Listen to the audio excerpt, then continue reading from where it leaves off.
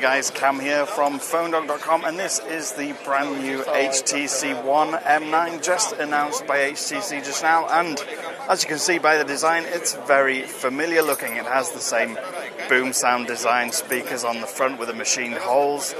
On the edge though, it is slightly different. They've moved the power button onto the right hand edge here, and they've sort of got this dual tone, dual colour thing going on where the back is the silvery grey and the sides are a gold, but it's still all made of one machined piece of aluminium or aluminum.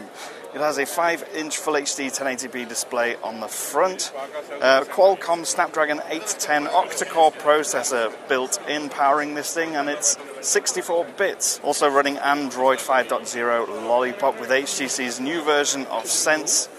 Inside we have 32 gigabytes of storage and 3 gigabytes of RAM, but it is expandable up to 128 gigabytes of storage as well. Now the big talking point here is the new camera on the back. This is a new 20.7 megapixel sensor, and they claim it can give you pictures that are almost as good or as good as a DSLR camera, with the dual tone flash as well. On the front we have the ultra pixel sensor, but 2 megapixels to take some really great selfies in low light condition. Now the boom sound this time out is slightly different. They've teamed up with Dolby Audio to give a 5.1 surround sound experience.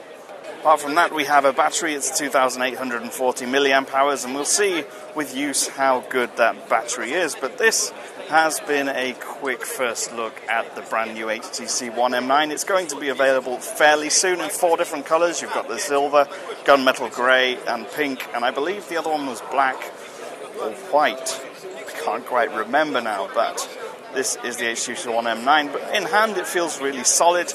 The curved back is really nice to have in your palm, as was the previous generation and the one before that. I have to say I really do like the fact they've moved the home button onto the side, so there's no more reaching over the top to try and reach that home button.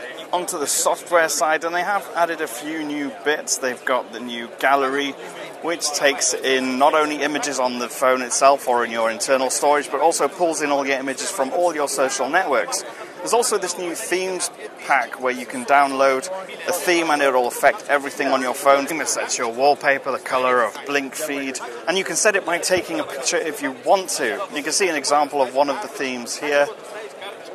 It affects absolutely everything about the device. If you're into that kind of thing, can't see it being my cup of tea personally, but otherwise it's pretty much the same sense. I mean, the lists scroll up and down instead of sideways.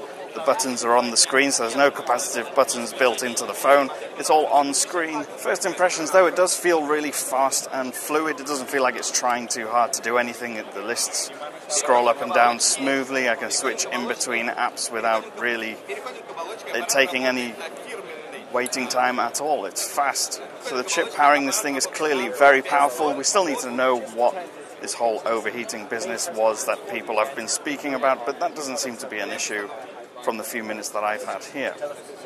I'm at PhoneDog_Cam on Twitter. You can grab hold of me there or use the comments down below, and I will see you again soon.